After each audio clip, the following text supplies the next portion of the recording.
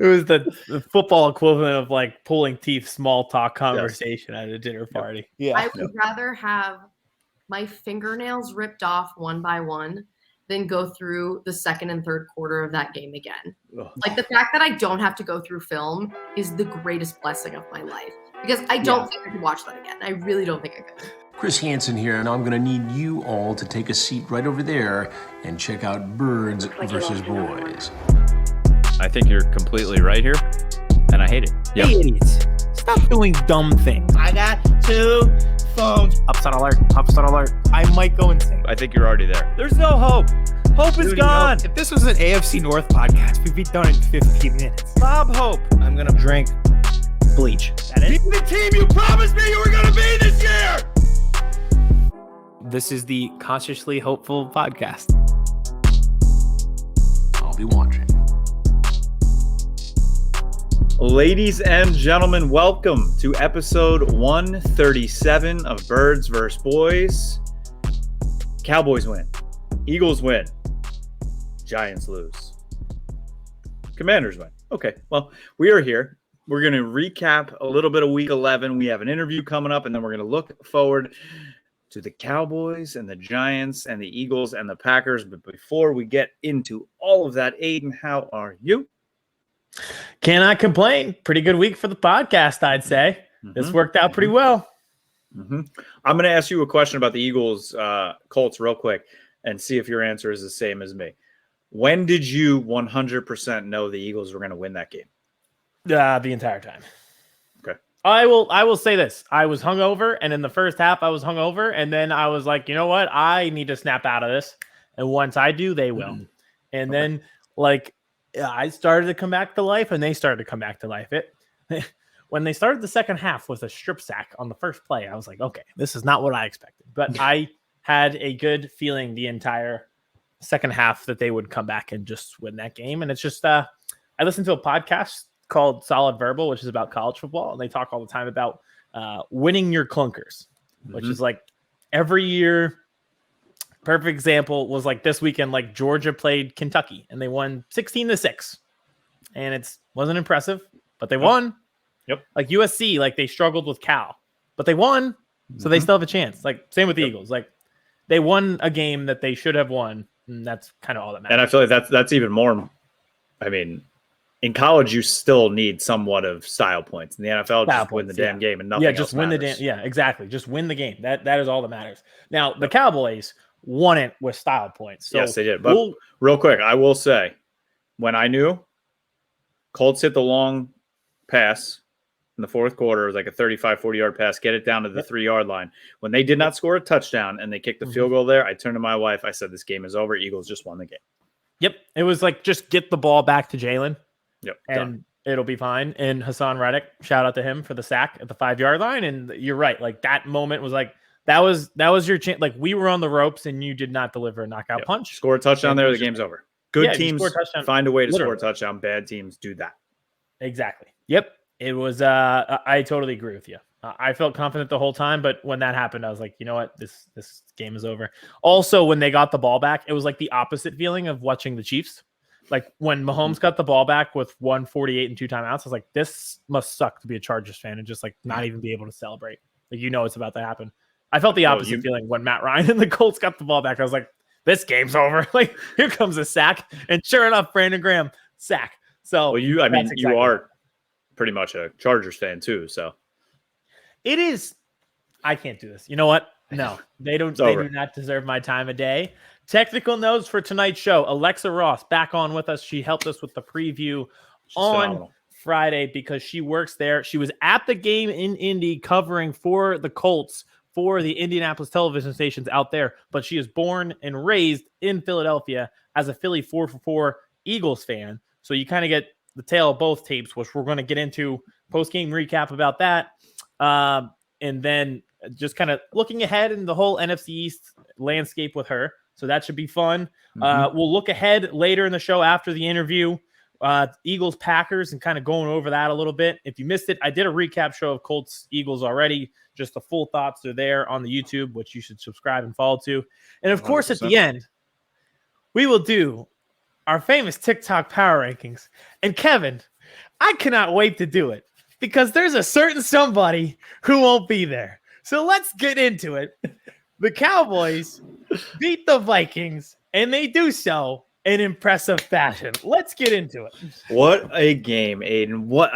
I can't remember a more impressive. I mean, the Atlanta game last year, they beat them down handily. But I honestly, from literally all three phases of a game, special teams, I mean, Maher had a 120-yard kick basically before the half. And offense, Dak looked great. The Zeke and Pollard combo, and then the defense, I mean, just was smothering. So I do not remember lately a more dominant performance across the board from the Dallas Cowboys. Totally agree. And you're right with all three phases. Like the game started with a strip sack by Micah on Kirk Cousins. In the middle, it was a 60-yard field goal. And throughout, they just ran the ball down their throats. It was all three phases beating the Vikings. And speaking of beating the Vikings, what we were alluding to with the power rankings, every week Kevin and I have been hesitant to put them in the top 5. And we've said, we're not believers in this team. We're not believers in Kirk Cousins. And every week when we didn't have them in the power rankings, people said, where are they? They should be a top 5 team. Last week, we finally put them in. And people said, they're not high enough. They should be higher. You can't judge them. You don't know anything about football. That literally was a comment. You three don't know anything about football based on where we put the Vikings. The Vikings have now played the top 2 teams in the NFC that you could – I feel like that's not arguable really at this point. It's probably non-Vikings teams. The 2 best teams in the NFC are the Eagles and the Cowboys. I would say so, yes. The Vikings were handily beaten by both. 64-10 between the 64-10. They were down 24-0 at halftime against the Eagles and down 23-3 against the Cowboys. That isn't just losing. No. They were uncompetitive. And they were the most fraudulent 8-1 team I think I also can ever remember. I mean, they were recovering fumbles, their defense, at a clip of 68%. That is not sustainable. They had a 0.5% chance to win that Bills game. All Josh Allen has to do is not fumble at the 1-yard line. They were winning games. I think the last 6 or 7 wins were all 1-possession games. That's not sustainable, right? And we also said that, that they put everything into that Bills game, right? And it was a hell of a game, probably the game of the year. I will give them props for going to Buffalo and winning that game. And we said they probably would come out a little flat against the Cowboys. But to lose 40-3 at home on national TV and have your game literally taken off national TV because to quote unquote move to a more competitive contest has to be one of the most embarrassing things to have happen to you to be an NFL franchise. 100%. And you're right. Like that was a big win last week. That's why we put them into the power rankings, beating the Bills the way that they did. That is an impressive win. And I would have said, like, if they ran out of gas down the stretch, I'd be like, you know what? That's hard for 8 quarters straight. They've been uncompetitive in the 2 biggest NFC games on their schedule. There's just like no other way around it now. If the sun is not out and the game is featured on one of the television networks, Kirk Cousins shrivels up into a ball like an armadillo. Literally. I mean, his offensive line was absolutely horrendous, and the defensive line was balling out because, I mean, you and I kind of saw this coming, right? The Cowboys lose that game in Green Bay, the way they lost it, the way Micah Parsons was talking this week, the way Jaron Kearse was talking this week. We found out that the defense, apparently Mike McCarthy says they do this every week, but I think it was a little more intense this week how they came together as a quote-unquote players-only defensive meeting, calling out each other, like guys literally calling themselves out in the run. Burn game. The boats move. 100%. Now, I will say Dalvin Cook was running the ball at like 6 yards a clip. They just had to get away from running the ball because the offense went up so big. So that definitely coated over some of the run defensive issues. So we'll see, what happens when they face Saquon Barkley and Jonathan Taylor down the line. But I mean, the pass rush was just smothering. Trayvon Diggs again on Justin Jefferson. I'm going to say this. Trayvon Diggs is miles better as a cornerback than he was last year, even though his interception numbers are not there. he is playing coverage head and shoulders above I've ever seen him do before this year. Jamar Chase, Terry McLaurin, Justin Jefferson. He is just, and yes, okay, Twitter people out there, the pass rush. Yes, the pass rush was a huge part of why Justin Jefferson didn't get the ball all the time. But at the same time, he still has to be covered when the ball does come to him. Boy, I was to say that's kind of a good problem now. Oh no, our pass rush is too good. That's why he's not being targeted. Like, okay, that's not really going to bother me too much. If that's the knock that you have, it's like the whole. It was like when they were saying the Eagles didn't play anyone. I'm like, okay, like we're smoking these teams. I don't care. We still won. We won. I will say I did put out a just going to put it out there tweet. Kind of tried to do my reverse psychology jinx that you always accuse me of doing. After the Cowboys got the strip sack. From overwhelming evidence that you do that. The glove didn't fit. You must have quit. After Micah got the strip sack and then the Cowboys go down and they fail to score a touchdown and they only kick the field goal, I think I tweeted, not scoring 7 here is going to cost them the game. And you added, mark my words. I meant to make fun of you for that. So this is me making fun of you for that. Mark your words. So we're going to lose. Cowboys fans, I did that, okay? The reason they put up 40 was because of that tweet, so you're welcome. I do want to talk about the sequence of events before halftime. To get the ball back, and they moved it 40 yards in 31 seconds. I loved that, that they did that, right? The first play, they were positive, and then they went for it. Because a lot of the times, this team will just, especially they were up 20-3, kneel on it, go to the locker room. You're getting the ball at the second half. No, they wanted to Bill Belichick it, and they did. And that catch by CD, was it a catch? Maybe not. I don't know. But it was called a catch. But for the referees and the review people to call that so late on a 60-yard field goal attempt is so Bush League. Like, the second field goal was better than the first from Maher. So, I mean, ice water through his veins, big old balls. But in a situation like that, if you do that to a kicker on a 60-yard goddamn field goal, and then you call it that the catch was good, just say, okay, the field goal counts. Yep, that's our common sense thing that we're talking about. Yeah. It was I was watching a clip on TikTok. It was the anniversary of the Cleveland Browns bottle game where they ran a play and went back and reviewed the play before that and said, oh, actually it was incomplete, and screwed the Browns over, and they were throwing bottles at the refs and everything, and it delayed the game and everything. Not the bottle situation, like throwing the bottles, but similar to that, where it was like they ran a play and then you wanted to go back and replay it. It was dangerously close to that situation. I was not happy, but all is well. All is forgotten when your kicker just nails another 6. He has the most field goals made of 60+ yards in NFL history of any kicker.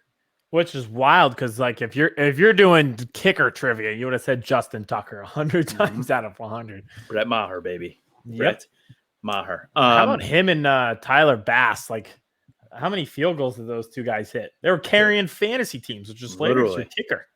I think Maher had 29 points, second most points for a kicker in fantasy history for a week. Bass had 23 fantasy points. It's insane if you're a fantasy person. Like, you're happy if your kicker gets you 9. Another thing, Aidan, I think the future is now. And I think possibly, I know Kellen Moore definitely listens, and Mike McCarthy, I'm pretty sure listens, and Steven and Jerry Jones, maybe now they're finally listening. Zeke was back. And Pollard was there. 39 snaps for Tony Pollard, 21 for Zeke. Yep. Are we here? Is that happening? That is almost a perfect 40-20, 2-1 split. That is exactly how it should go. 66-33. I think we said last week on the show previewing this, we said 60-40, right? Mm-hmm. We wanted 60-40 Pollard to Zeke. All right, we got 66-33. I'm okay with that. Chef's kiss. Perfect. That is what it should be. Like, they finally, it took way too long for them to figure this out, but they finally got there. And it was effective. At the beginning of the game, when they gave Zeke the ball 3 straight times and he got like 1 yard, 2 yards a clip, I'm sitting here, I'm like, oh no, this is this is what we're going to do today. And I don't think Tony Pollard would be able to get through those holes without those tough running yards that Zeke really wearing down the defense there with those 1 to 2 yard runs. But I will give it to him. He punched it at the goal line. Pollard couldn't get in twice, and Zeke rumbled his way in. So, but that's what these. I want to be done now with the Zeke versus Pollard versus Zeke. If you have both, use both the correct way. And yesterday they used both the correct way, and I'm happy. Why does it have to be either or? Use them both the right way. I think I think they finally figured out, like in the movie where Matt Damon writes the formula on the Good Will Hunting. Yes. They finally cracked the formula that Matt Damon wrote on the board. It took hard. way too long, but they figured it out. They made it more difficult than that formula when it really shouldn't have been, but they finally got it. Kellen Moore's like, so we have this really fast guy, and he's a lot bigger than people think. He's not a Scott. He's not Boston Scott. He's actually big, and he's fast. Nah, we'll just give him 12 touches a game. What? The Eagles are like the anti of this, where we gave the ball to Boston Scott 3 straight times, and like with the game on the line, it's like what did we do at all in that game? You could make like a David Letterman top 10 WTF moments of the Eagles game plan yesterday, but we'll get to them later. Mm-hmm. Let's now build on that momentum. You win 40-3, absolute shellacking of the Vikings. Turnaround play Thursday, Thanksgiving. The Cowboys have hilariously ruined your Thanksgiving for multiple years in a row. I find it very funny. You probably find it less funny than I do. How do they carry the momentum from Sunday against the Giants team that is good? ?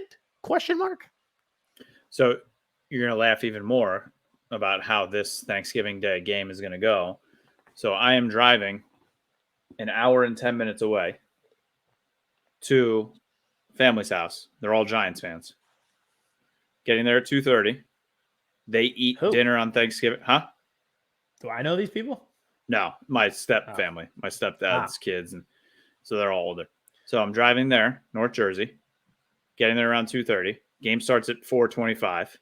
We're not staying for dinner because of bedtime. We have to be home. So she has to catnap in the car. So we have to leave at 4:15. So I'm going to be driving home during this game with one AirPod in, and I'm not going to be able to yell or react because I have a sleeping child in the back of the car. I think every time you tell a story about kids and the hoops that you have to jump through to accommodate them, like adds a year to me and Eddie not having kids. Like every time you tell us something, he and I are like, okay, the goal was like, maybe we'll have kids by 30. Then you say something that's like 31. Then you have to drive with one AirPod in and not watch the game. It's all right, it's 32. Like, and then you'll be up at like 5 a.m. It's like, all right, it's 33. Like it gets further down. Every time we talk about this, it gets further away.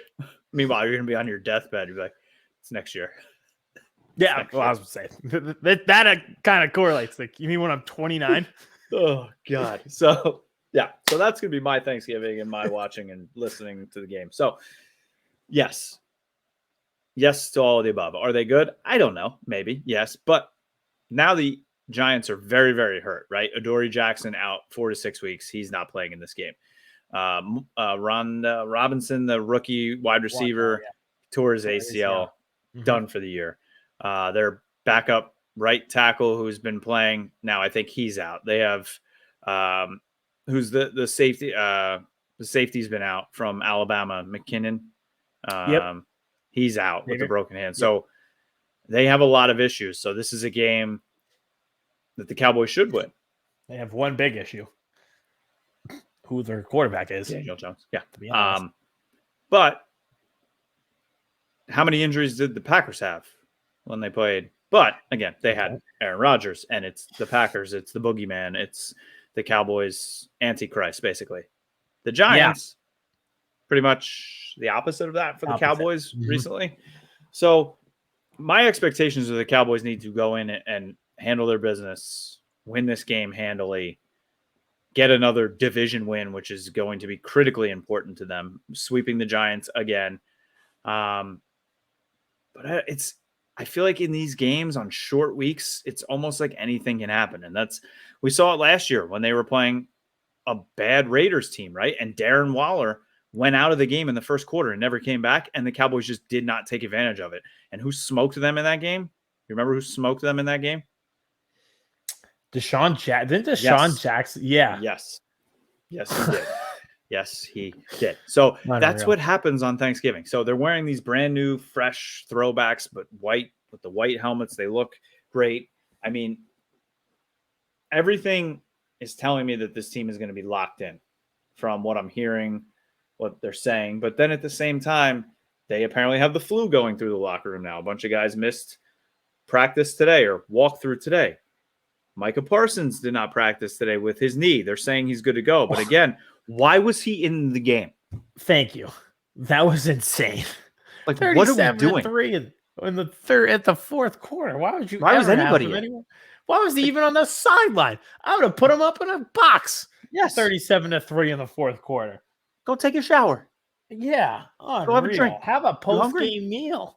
And I get it. It was probably him. Remember the whole thing with him in the Hall of Fame game when he was a rookie and he wanted to get in and people were trashing him. That's who he is, right? And he had unfinished business. He was so angry the way the defense played and the way he played against Green Bay. He wanted every single snap in that game. But like they've been so cautious with him. Like he's not in every single drive. He's not in every single play. But you're up 37-3 in the fourth quarter and then he's in? That doesn't make sense. So I was terrified when he went to the blue tent. I couldn't watch the game, because it got pulled off TV. So I'm tweeting at our guy Kyle Yeomans, and he finally tweeted me back and was like, "Oh, it's fine. He's actually back in the game." So after he got hurt and went to the blue tent when he shouldn't have already been in the game, he then went back in the game. They were saying on part of my take today that I think Mike McCarthy just like realizes it's a losing battle and he's just like conceded. Yeah. That he can't like tell Micah like no, so he's just like fine, like he just waved the white flag and just lets him do whatever. I remember Rudy at the end when he's just like, play him. So that is not not top of happiness for me. But if they are what you just said they were earlier in the show, the second best team in the NFC, you go out on Thanksgiving at home and you wallop an injured Giants team. That's just what you do if you're a good team. Yep. So that means they're going to win, 21-20. Or lose. Or 24-20. I mean, we set it up. We set it up, right? They're going to win this Vikings game. And then they're going to lose on Thanksgiving at home. It felt like loss, to be honest. It always felt like that. So we're at stage 3. I don't know. Like I don't have a lot of faith in the Giants either, but I don't know. Let's talk about the elephant that could be in the room given these two opponents and why it's even more important to win and why it's even more important to wallop them, as you said. You know how like when you have a big game and it's going to be a big crowd and you have a chance to win and impress in college, so you bring all the recruits to come see it. Mm-hmm. Well, this is the NFL version of that with Odell Beckham. The Odell Bowl. Yep. So first of all, if you're the Giants, you should be pleading with him given your wide receiver situation. Yes, but you do everything you can to get him. Correct. At the same time, here we are. Ian Rappaport an hour ago said that he thinks this is going to be the fit in Dallas. He's apparently Odell going to visit the Giants and the Cowboys both after Thanksgiving. If the medicals check the box, the physical, he could see a deal getting done before he leaves Dallas. Literally, he tweeted, they went crazy with a K talking about the Cowboys after the game. And literally everyone on the Cowboys, like Micah, quote tweeted and be like, all right, let's go then. And I love DeMarcus Lawrence. He just quote tweeted and just said, make the right decition. Like, I feel like that's such a DeMarcus Lawrence. Yeah, I was just saying, it feels like a real DeMarcus Lawrence. And then Jaron Kearse doesn't even like quote tweet or anything. He was like, I don't know if you saw this one. He literally just tweeted, just wait till we sign Odell and talk about scary. Like they are full core press. Two things. One, this already annoys me. Like every 48 hours, it's like, this feels like a good fit. They're like the full court press is on. Oh, Odell's interested. I'm already annoyed with both of you. You guys are the perfect fit. You're the two toxic people who are just like, just be together. Like, I'm so tired of watching you guys flirt. You're both horrible people. Just do it. Just be together. A little bit. Just dive in. Yeah, it's like just you kissed outside the bar one time, and now you can't decide if you want to fully plunge into a relationship. It's like, just stop being so toxic and do it, because you're annoying the rest of us. I think, I don't know. I guess the Bills are probably out of it. If he does have a chance to go play with Patrick Mahomes, though, in Kansas City. That was my second point. I forgot my second point. And then I remembered. It was the Chiefs thing. You go to the quarterback, right? Yeah. So, like, if it's Daniel Jones, Dak, and Mahomes, I mean, you pick Kansas City, right? I know you don't want to play in the cold, but, like... It's, like... it sucks, man. It sucks. It sucks how good he is, because it's just like, you don't even, I talked about it with the Chargers. Like, they scored a touchdown in a huge moment at home with less than 2 minutes left, and they didn't even get to enjoy it because they knew what Patrick Mahomes was about to do. And in that time, what I was going to bring up, Odell tweeted 15 and 87, go crazy, which is, or something like that, Mahomes and Travis Kelce. And it's like, yeah, if you're the Chiefs, like, this is an arms race between you and Buffalo or Miami. Which I still want the Dolphins to get Odell, because I think they'd be the like craziest track meet team of all time. It would be awesome to watch. But yeah, go play with Mahomes. He is. It's not even. It's. I guess it's close between like Josh Allen and Joe Burrow, but it's not. It's really not. Like, it's just like, this is like watching Miami LeBron. It's just not close. This is crazy, and it's just like, as long as he's healthy, they should be in the Super Bowl every year. And I was thinking it last night, like, it is a minor miracle that we don't talk about. The fact that the Bengals won that AFC championship in Kansas City last year, considering like what Mahomes is. And it's not fair. It is not fair. It's not. And that reminds me of something that just went off in my head, that we're going to be getting into our draft prep sooner rather than later, probably. But watching Caleb Williams the other night for USC against UCLA, he is going to be better than Bryce Young and CJ Stroud combined when he comes out. There's going to be some GM who takes Will Levis instead of Caleb Williams, and that'll be the thing like forever. But he's like not coming out this year, right? Who, Caleb Williams? Yeah, he's got one more year. I don't think he's allowed. Yeah, I think he has one more year. He was a at true Oklahoma. Freshman. Yes, he was 17 at Oklahoma. Yes, so he has another full year at USC. Yeah. I love him. I love that kid. Yeah. I'm glad you're with me on that. Every single game the year after this. I wish we had the Saints pick next year. Maybe they could trade us another good player that they have, like CJ Gardner-Johnson, and suck even more next year. I'm telling you, I put out that tweet from Birds vs. Boys when Michael Scott's like, I'll give you my best man. I'll give you Toby. and he's like, I'm just kidding. Toby stinks. But then the Saints are like, yeah, we'll take it. Like, that's what Howie Roseman does to the Saints. Oh, they won yesterday. That sucked. They won yesterday. Good for the Rams, because the Rams lose, which, but good for them though, because they'll probably get a high pick, right? What did he say? Fuck them picks. Yikes. That is the definition of going all in, because they got their Super Bowl and they aren't going to sniff another one for a long time. No, not at all. It's bad. So I'm not predicting this game, but I'm cautiously optimistic, I guess I could say. This is the cautiously hopeful podcast. Cautiously hopeful podcast. So, just go win the game. Like you said before. I don't, I want you to stomp them. I want you to just win the game, please. There's like 3 to 4 games on every schedule where you're like, just go win. Just win. Yep. Especially like with Adoree Jackson is head and shoulders their best cornerback. Like, CD, go do your thing, right? I mean, Michael Gallup, go do your thing.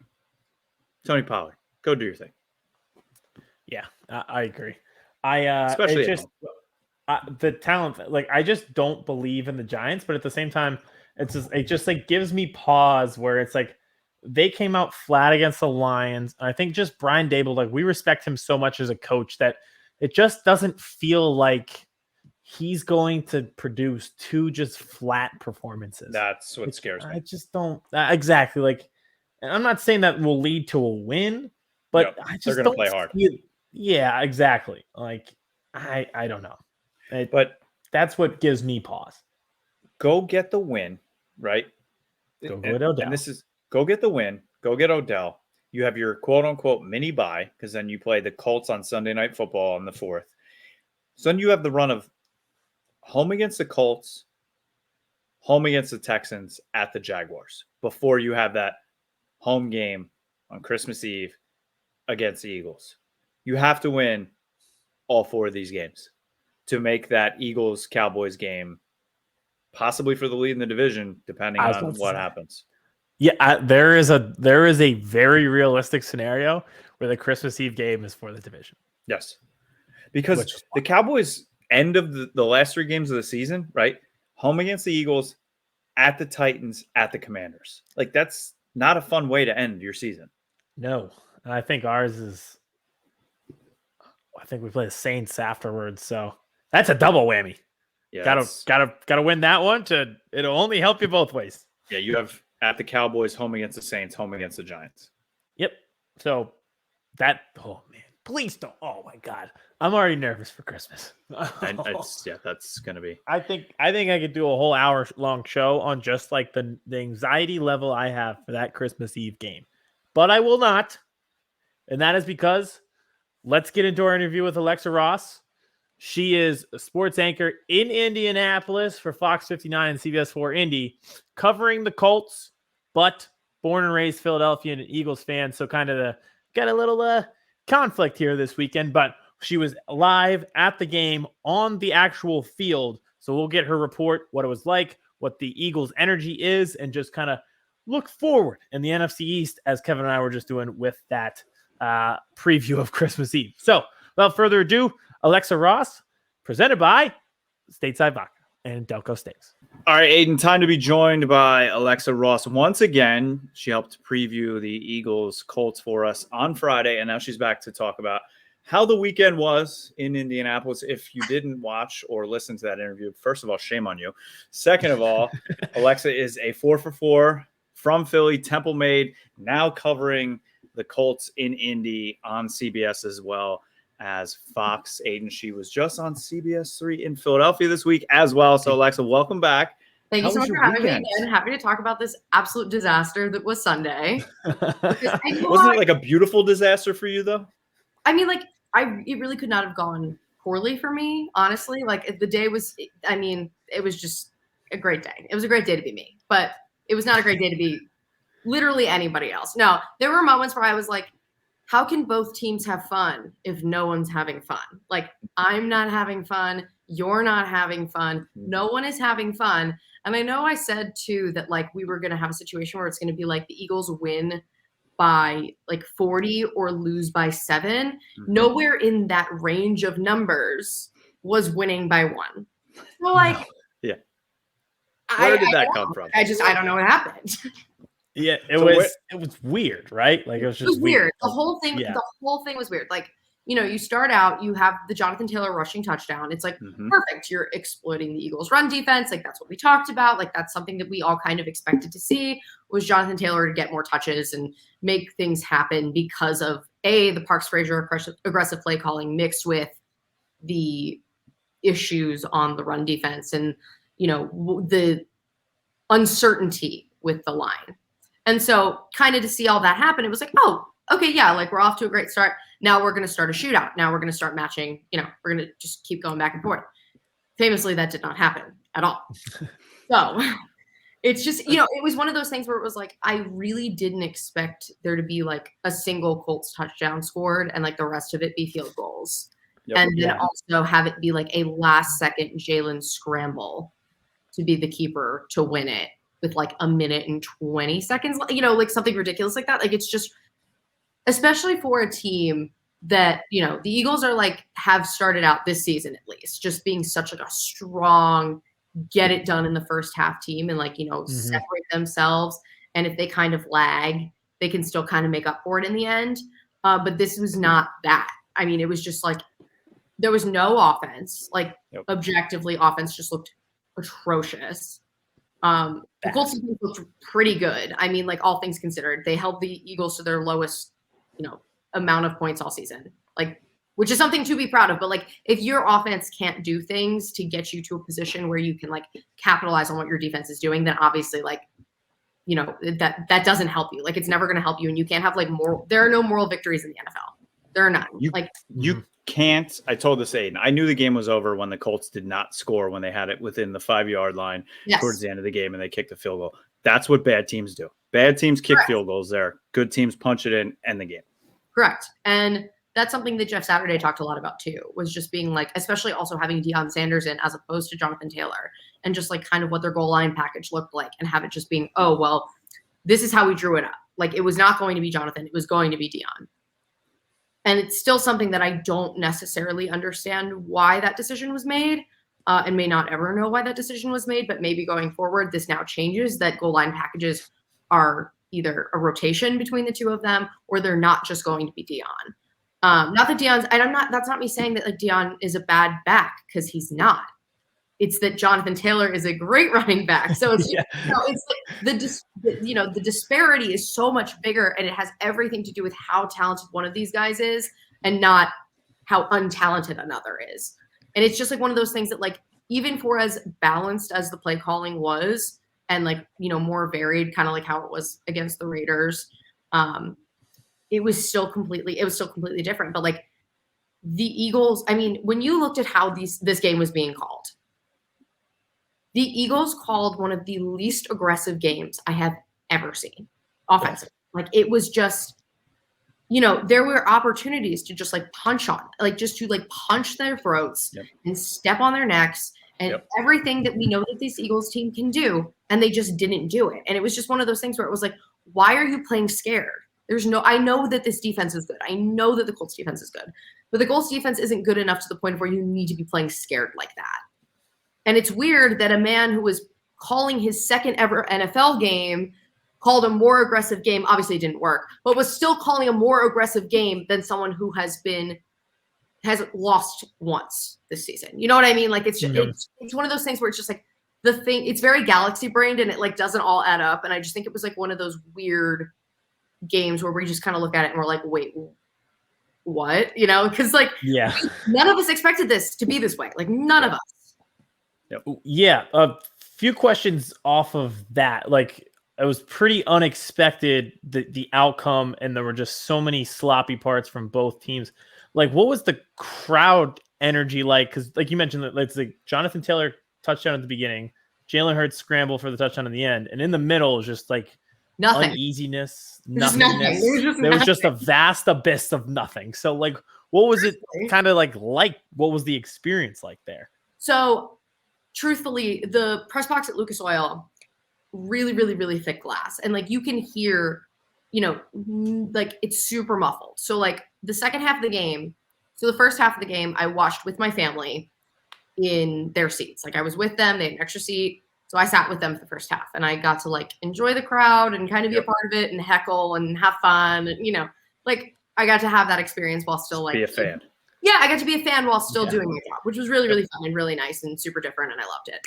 But, you know, the energy was really good especially after that first touchdown. It was like, I've heard that noise. Like, I've heard that crowd noise, but I've never been in that crowd noise. And obviously there was a lot of green there. Like, obviously Eagles fans travel. This is not news to anybody. Like, we know that Philadelphia fans travel with their team and for their team. And so, you know, they were getting excited and stuff like that. But like, once that happened, it was just like, oh yeah, great energy. Woo! Like, we were feeling good. And then when it all just kind of started to dwindle, it was just like, not like overwhelming, like cheering or overwhelming, like booing or anything. It was just kind of noises. They were just there. They were just noises. There was just a lot of random noise. No, it was weird. It was just a weird atmosphere. And I'm trying to think if there's like a game that I can compare it to, like that I've been to, like specifically in the Link. And like, there's not one that like really comes to mind in that way.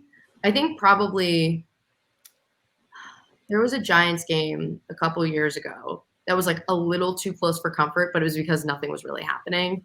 And everyone was kind of just like, yeah. What are we doing here? It was kind of one of those vibes. Like that was the vibe. It was just weird. Yeah, I'm honestly kind of glad we didn't play at home. I didn't even think about it until you brought it up, but I feel like there wouldn't be a game like that at the Link because it'd be so much negative energy. Oh yeah, booing. What are we doing? So I kind of feel like it's good that they were on the road and we're able to figure it out without the negative energy behind them. That's probably a good thing. There was like not energy. Period. Like the energy was like it was just. I kept making I just made like so many jokes like the entire game. I was like, what is going on? Is anybody having a good time? Truthfully, like, is anyone having fun watching this? And I think the answer was no. No one was having fun. Like my mom, like everybody was at a dinner party that they did not want to be at. They yes, like any of the everybody people was there, like just awkwardly silent. Yeah, and you got the guest list, and it was super cool, and like the menu looked great, and like you had these such high expectations for like what it could be and like how much fun you were gonna have, and then you got there and you're like, wow, this was nothing like I thought it was going to be. This sucks. Like, I got way too excited for this very lame thing that I'm at.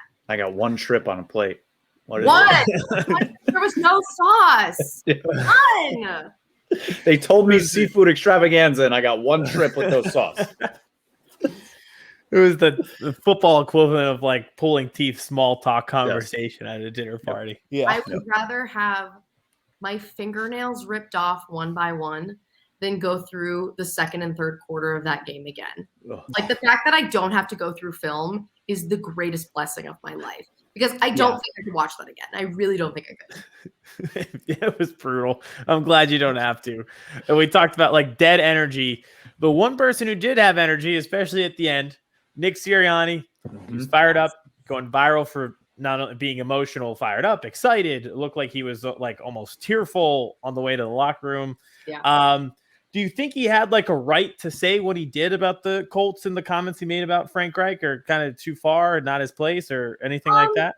I think when someone you care about is involved in like something that's so, because the comments were not necessarily about Jeff. They were just about the removal of Frank. Like, I think it's one thing to like be like, this is a disgrace to the profession and da-da-da-da-da. Like, it wasn't that. It was like, this man is one of the 3 mentors of my life, one of the people who have given me everything. So, of course, I'm upset that I'm not across sidelines from him the way I expected to be.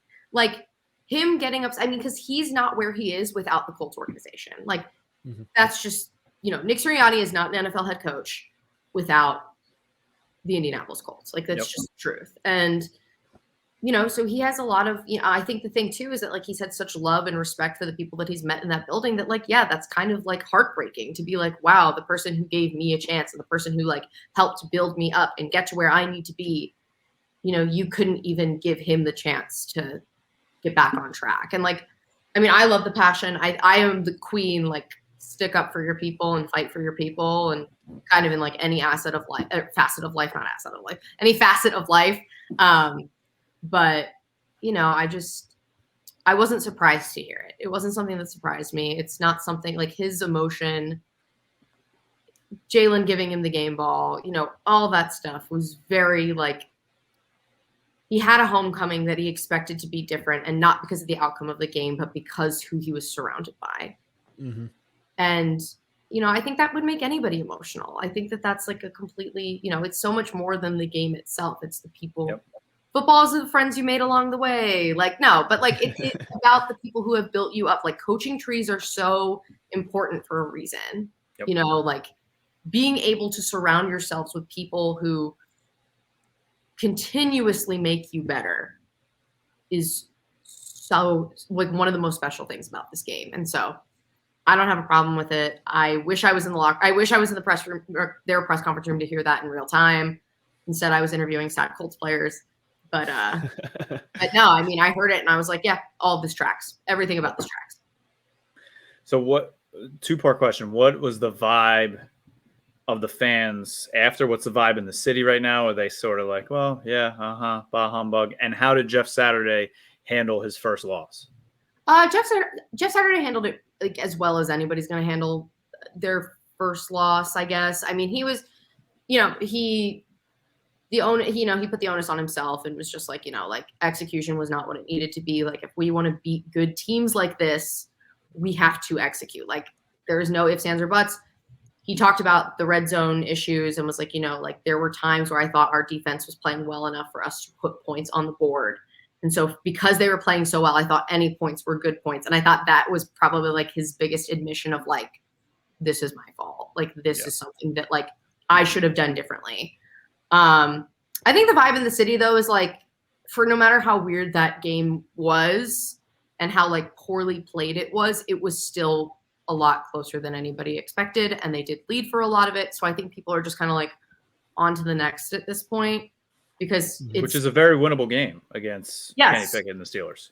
Kenny Pickett and the Steelers can absolutely be exposed, especially in prime time, especially with a good defense. Like, but that doesn't mean that the offense still can't step up. Like, there's still so much work that needs to be done offensively. I also, you know, there were offensive line issues. There were penalties on the line, things like that. All of these things that were like, you know, however many steps forward you take, you took like 3 back, you know, and obviously that still at some point adds to like makes forward progress. But just because it makes forward progress at some point doesn't mean that like it's not happening when you need it to, if that makes sense. And so it's, you know, I think everybody's just kind of like, all right, Monday Night Football, whatever, like this is the best team in football. Like we move on, you know, we live and we move on. And like guys in the locker room kind of echoed that sentiment. Like, you know, people's energy and effort were there. And like we were, you know, it's frustrating not being able to finish a game and it's frustrating not being able to execute, but like we hung in there. Like that is something that we are acknowledging that we did. Not that it ended the way that we wanted to, or that we did everything that we could, but like people cared and like we did, you know, not everything fired on all cylinders, but like there was something there. Yeah, definitely. I think I'm in on Jeff Saturday. I don't know. I don't know how you guys feel. I think I'm in.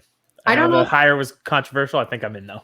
If you guys are ESPN Daily listeners, the end of every Monday they have Alex Smith on, just Monday morning quarterback talking about the games. And they talked about what makes somebody a good head coach. And like they talked about the Jeff Saturday thing, like the Jeff Saturday of it all, and just how controversial it was and how people were looking at it and felt about it and, you know, all that stuff.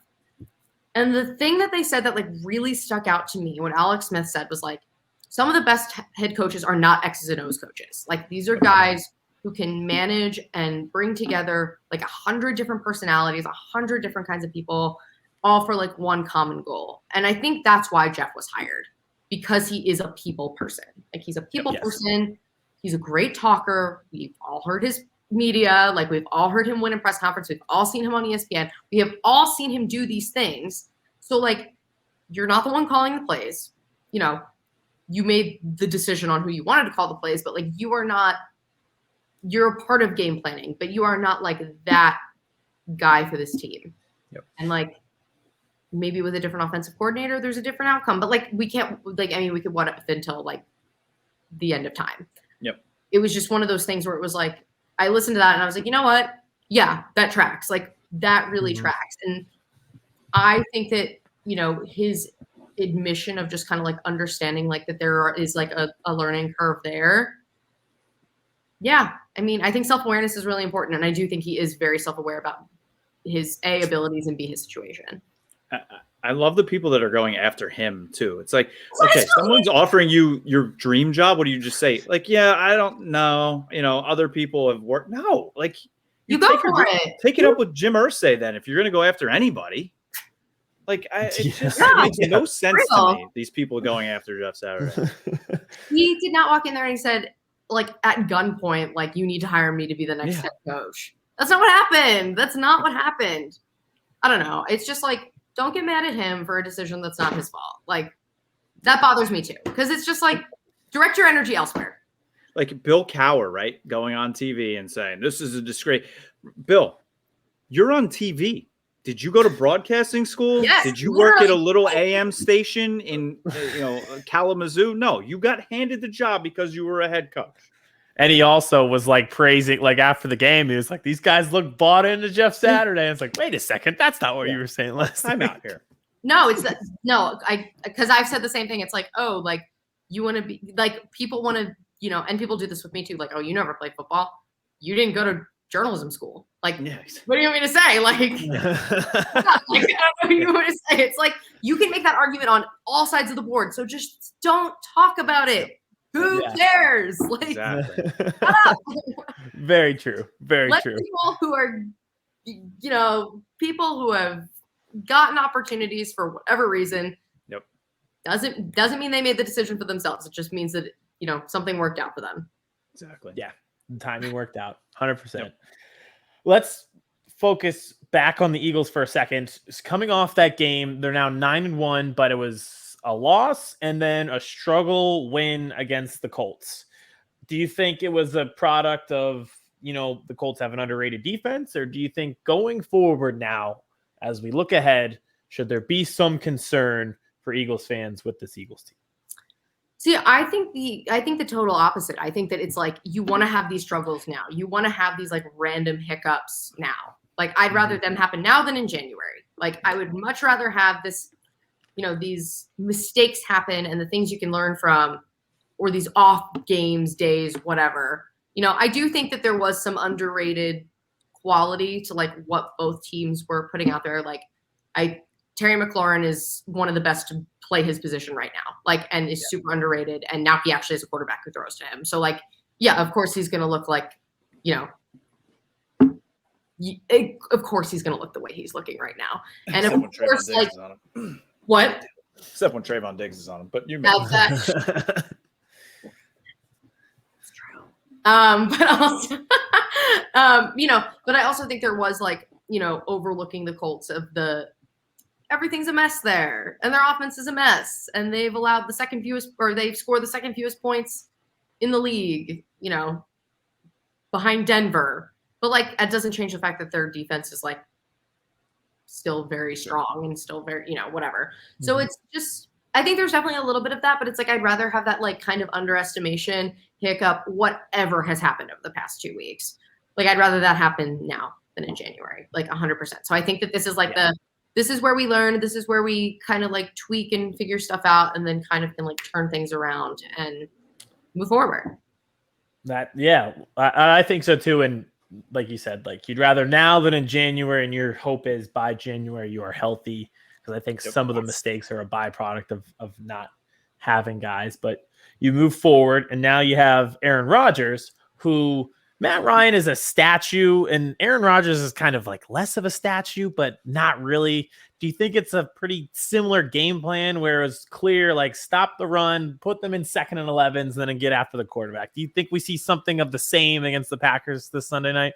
Probably, especially because the Packers like look very human again. Yeah. Like it's just, they feel very, it's not, yeah. Yes. That was not human for me. That was not fun. Yeah, it's just they look bad. I mean, it's just been a bad season. They look bad. It is not the Aaron Rodgers that we've seen in years past. Like, dude needs to get out of the NFL. Like, and especially at home, especially in prime time. Like, they're going to have the energy. They're going to have all of this, behind them. And I think that, like, after losing in prime time to the Commanders, the last thing they want to do is lose in prime time again to a team that is objectively so much worse than they are. Yeah, especially offensively at points where like we complain about like the second and third quarters of the Eagles on Sunday. I feel like there's been multiple points this year where the Packers are doing that like second and third quarter, like barren wasteland of offense almost every week. So except against the Cowboys. So yeah, I mean, I have friends who cover the Packers and they're just like, this is a nightmare. Yeah. There's literally nothing else out there, so that is strictly a nightmare for them when the Packers are good. Yeah, it's like, oh, you have nothing. Like, there's nothing to go about. I mean, and the Titans are the Titans. You look ahead at the schedule. Like, there are very winnable games on here, and that's going to be supremely helpful, like in a very big way. And I think that, like, as we kind of look forward, I think that it's like, obviously strength. People want to talk about strength of schedule forever and like throw it into the abyss. Like, they didn't make their own schedule. Like, Shut up. We said it earlier. Winning a game 17-16 in the NFL means nothing. It's not college. You don't have to win by style points. Just win the game. Move on. It's hard to win in the NFL, period. It doesn't matter who's playing. It is hard to win football games. Yep. And it doesn't matter how they're won. There are no moral victories. Nope. It's just win. Yep. If I have a parade down Broad Street in February, again, I won't even remember the score of the Colts-Eagles game. They won and made it there. You're going to be like, wait, they played the Colts? I will, because I had a great day yesterday. Game aside, I had like one of the best days of my career, just like being around my people and being around like, making my hometown debut on TV and stuff. Like, I had a great day, like an objectively good day. The game was probably the worst part of my day. Like, that's kind of where we're at. Like, we'll just kind of hold on to that and like run with it. And like, that's fine. Like, I don't care. But as as I look ahead, it's just kind of like, I'm not going to remember that the Eagles-Jags game was an 8-point win, No. Or that the Lions almost won by 3. Like, those are not things that I'm going to hold on to if there's a deep playoff run and or knock on everything. Knock on everything that you have around you, a Super Bowl. Like, those are not the things that I'm going to, those are not the things you focus on. Nope. You focus on like your regular season record, because I know everyone is like 13-3 and then winning a Super Bowl. Like those are the things that you can like hold on to, but it's not like I don't remember the score of most of the games from that season, and I probably won't. And I'm not going to look up because I don't care. I know it was a win. That's all that matters. Last one for me. So Cowboys now have Giants, your Colts, and the Jaguars before the big Christmas Eve game. So you think that game, it all comes down to Christmas Eve? That's what we were just talking about earlier. I mean, it scares 100%. Me. I think that that's going to be a lot. I think that's going to be one where everybody is kind of like anxiously drinking their eggnog or taking their fireball shots or doing whatever it is that they're going to be doing on Christmas Eve to have their little, warm themselves up and make them feel better. I do think that this is going to be a massive game, not just for the division, but just the NFC generally, just with the way things are trending. I don't think it is just going to be like an NFC East thing to keep an eye on. I think this is like this determines a lot of things when it comes to playing deep into January, which is going to be. I can't wait. Can I just like come on for that one so I can like moderate your discussion and like. Absolutely. So I make sure you don't like kill each other. Last year we live streamed an Eagles Cowboys game from inside a boxing ring in Atlantic City. I love that. I'm obsessed. That's awesome. I'm gonna moderate. It's like I will moderate that Perfect. You don't like go absolutely off the rails. No, I'm kidding. But like it is such a I mean, I'm like I have the Eagles schedule in front of me. Like I'm literally looking at it right now. And it's just like that game. It's like I just keep clicking on it. And I just keep looking at what's going on because like there's so much that can ride on this. There's so much. Because it's like I feel like the NFC right now looks a lot like what the AFC of the last few years has looked like. Of just kind of like a lot of like ascension and a lot of like kind of moving up and like there's been a lot of parity because there has been a lot of really good teams. So like a lot of things like one game can change the outcome of like the entire playoff standing. Yep. I could realistically be like division 1 seed, home field advantage, all on the line for one game. So you're welcome to come and moderate, and also that might be a therapy session for us as well to make sure. I am not a licensed mental health professional, but I will do my best to get so in a month. Yeah. I'll talk to my therapist about how I can do that, and then we can all just like make it happen. Yes. Whatever tips you can get, bring them here, and we will definitely need them. 100%. We're going to have to use I statements, a lot of I statements. Yes. Well, I look like the Cowboys could realistically win 4 straight. Giants, Colts, Texans, Jags. Yes. The Eagles drop 1 maybe to the Titans. I mean, maybe. We're all in. It's time. Yeah. And I think that like now I'm pulling up the Cowboys schedule because it's like now I want to, it's like you look at those back to back and it's just like, these are very winnable. Like, or if you're the Dallas Cowboys, very losable. Out of nowhere. And that's a beautiful thing about the NFL, right? Like, what are we doing here? And what's going on? Like, listen, what if both teams just lose those 4 games? Like, what if that's what happens? I don't know. What does that mean for the division? The Commanders. The Commanders. Yeah, Hail to the redacted. You know, that's what it's going to be at this point. No, I'm kidding. If that happens, I don't know what I'm going to do with myself. Remember when the NFC East was the worst division in football? Because I do. Yes. And they clowned us, and now we're the best division. Maybe. We are what the AFC East thinks it is. Yes. True. Yeah. But 100%. That's crazy. That's madness. Our producer's a Patriots fan. You're I covered the Bills. I know what the AFC East looks like. Oh yeah, wait, you did. Right. Oh yeah. Oh my God! Listen, it's not my fault. So much fun. Our division's an absolute dumpster fire right now. Don't come at me for is. that. I didn't do that. Dolphins. Go Dolphins, baby. Oh God, that was too much fun. All right, so you're locked in. You're locked in. Cowboys, Eagles week. You're coming back on. Perfect. We can do a nice little Secret Santa, and we can open gifts to just ease the tension. I'm in. I'm in. 100%. Well, and drink. All right, drink in hand for that episode as well. Alcoholic eggnog for everybody. Everybody's having some spiked eggnog. Done and done. All right, Alexa, tell everyone where they can follow you again, where they can watch you, where they can tweet at you, all the fun stuff.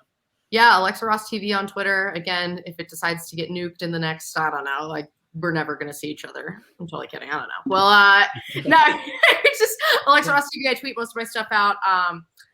Have a lot of, another week where the Eagles and the Colts don't line up. So you'll get a lot of snarky Eagles tweets and a lot of probably snarky Colts tweets if they lose to the Steelers. So. And I will be seeing you in 2 weeks as well, Indianapolis.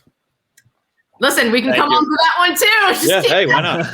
I think we just I think we just added a third chair to the permanent podcast. Birds versus boys versus Colts, kind of. Yeah, I think this boys versus this chick. Moderated by Birds versus boys versus girl. It's perfect. We're in. There it is. Thank you.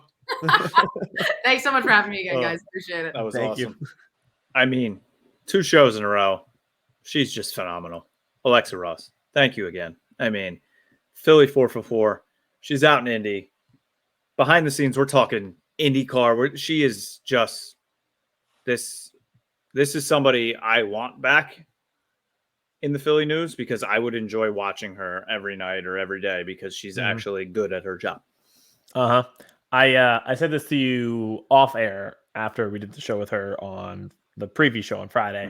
Might as well just say it on air now. I feel like this is one of those things where in a few years we're like, oh, she's famous. Like legit. Famous. Yeah, like very professional, like going to be a big name. It just seems like a very rising star in the industry. So we definitely appreciate having her on twice. So before we get into TikToks, let's talk about the Eagles real quick. I know big Sunday night game, black helmets, debut, black uniforms. This is exciting.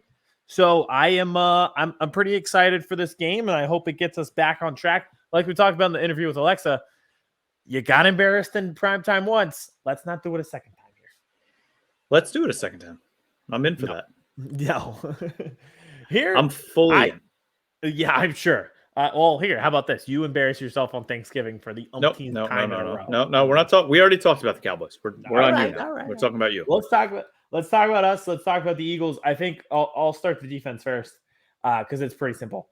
That on Sunday, but again, forcing them into second 11s, second and 12s. Jonathan Taylor had what?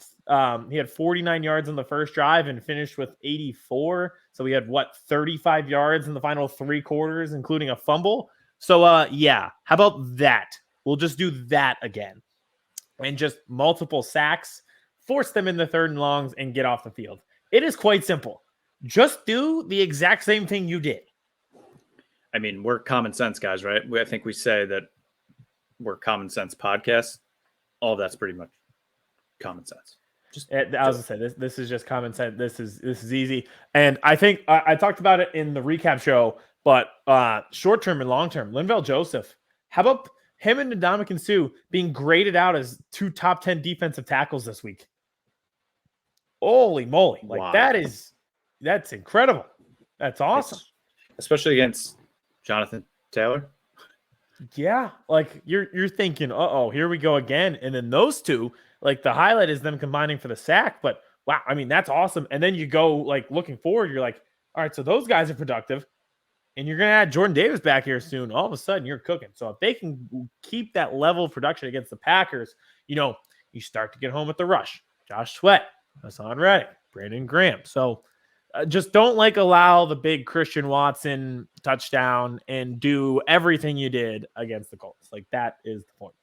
On the offensive side of the ball, that was abysmal. That was awful. Do the exact opposite of that. Don't do that again. They just look like they're guessing the answers to the test, which is the exact opposite of how they were in the first half of the season. Nick Sirianni, that was his worst coach game in a long time. Ever. Maybe since his first few games, the first 3 weeks. You think it was too much emotion? I do think it was too much emotion, but at the same time, he doesn't call the plays anymore. It's Shane Steichen. So I'm there was a lot of play calls where you're what are you just general feel of the game? The Colts have a backup corner in. Devontae Smith is juking the corner out of the screen, running these comeback routes. You never go to a double move. And while that's happening, you go 3 straight runs, 3 and out, and A.J. Brown wasn't on for 3 plays. Again, comments what are you guys doing? There were just so many plays where you were just sitting on your couch saying, what are you thinking? Why is Miles Sanders blocking Yannick Ngakoue? The 4th and 10 call. What are you guys doing?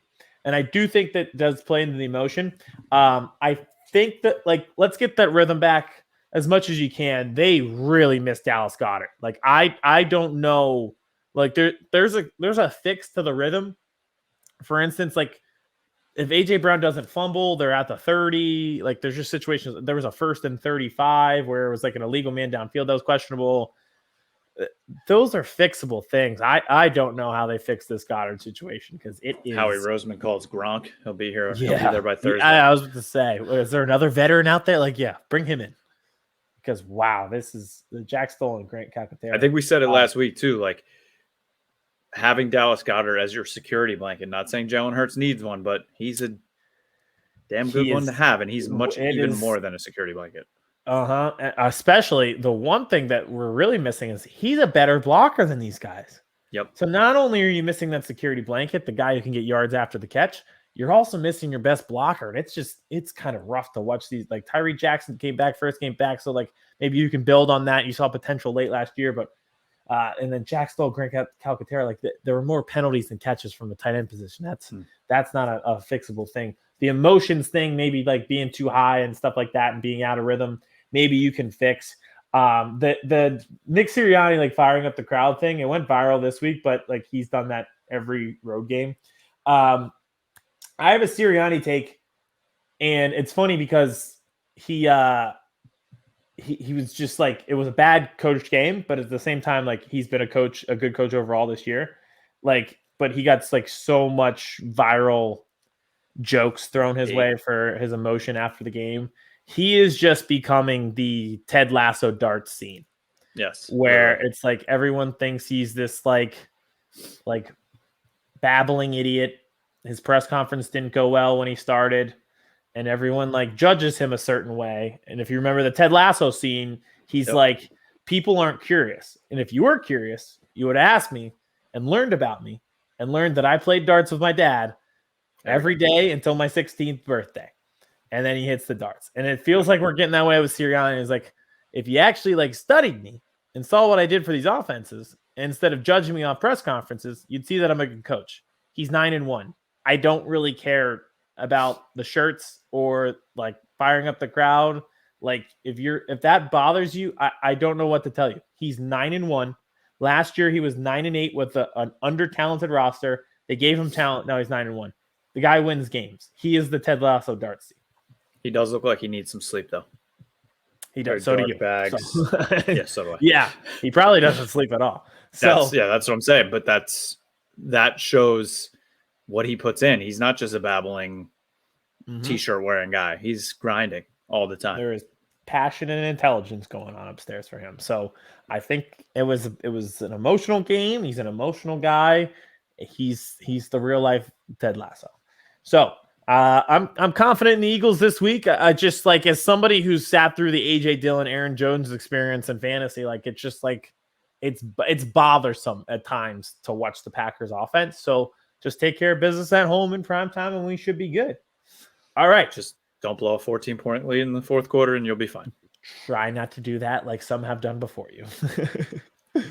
All right, let's do our TikToks now. We're going to bring producer Eddie in. Let's get into the power rankings for week 12. Producer Eddie is with us. So let's do it. 5 teams each. Power rankings week 12. All started off. New one in the chat. The Dallas Cowboys at 5. An absolute walloping of the Vikings. 40-3. Don't think there's been a more impressive victory in terms of just dominance that we've seen maybe this entire year. So at 5, I have the Cowboys. Disclaimer, I am not putting the Cowboys in my top 5 because every time I do, then they lose the following week. So Cowboys will not be on my list. At 5, I have the Tennessee Titans. They go up to Green Bay, get the job done. They just seem to know how to win big ball games. 7-3 now. I mean, Tannehill is Tannehill, but that team is tough. They are built to go on the road. They are built for cold weather. They are built for the playoffs. At 5, I have the Dallas Cowboys. I mean, that was just a brutal beatdown they had on the Vikings. And I mean, last time I was on the power rankings, I had Vikings in the top 5. Cowboys have been impressive. I feel like it's only fair that the Cowboys jump the Vikings. Fair. Mm-hmm. At 4, I have the Bills. That just felt like a very calming win for them. They had the momentum shifting loss a week ago. They were snowed in. They didn't know if they were even going to make it to Detroit to play this game. And they just go and they beat a bad team. It just feels like all is right in the world of Buffalo now. So at 4, I have the Bills. 4, I also have the Buffalo Bills. I believe this team, as the season goes on, is going to work their way back up the power rankings. But I think this is the right spot for them right now. Like you said, it was a calming win. Wasn't a dominant win. I didn't expect a dominant win after everything that happened. They didn't even know if they were going to go and actually get there. Go out this week and bludge Detroit, then we'll move you up the power rankings. At 4, I have the Miami Dolphins. I think they've just been a wildly impressive team all season, and I know they're kind of getting their flowers now, but we've gone through a few years of talking down about Tua, and Waddle and Tyreek are going crazy. Tua's looking good. Dolphins at 4. At 3, I have the Eagles. No style points for the victory this week, but Jalen Hurts just wins. That's just what he does. All he does is win. It's all he's just been a winner his entire life, and he did it again, and that's what matters. So Eagles at 3. 3 for me, it's the Miami Dolphins. Aidan and I have fallen in love with this team. We've gotten rid of the Chargers, and we've become Dolphins fans this year. They are one of the most fun teams in the league. They can put up 35 on anybody. I think they're going to find their way into the playoffs, and no team in the AFC is going to want to play that Miami team in the playoffs. At 3, I have the Eagles. I feel like I've had them higher, but, shaky last 2 weeks. They got the win. I think there's a lot of talent on this team. I'm not sure what the issue is, but I think they'll figure it out. Let's hope, for my sake.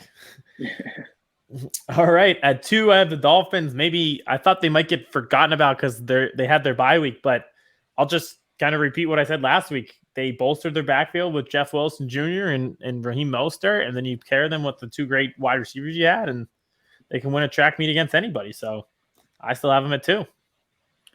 2, I have those Philadelphia Eagles. Again, no style points for this win, but go out and win the ball game. That's what they did.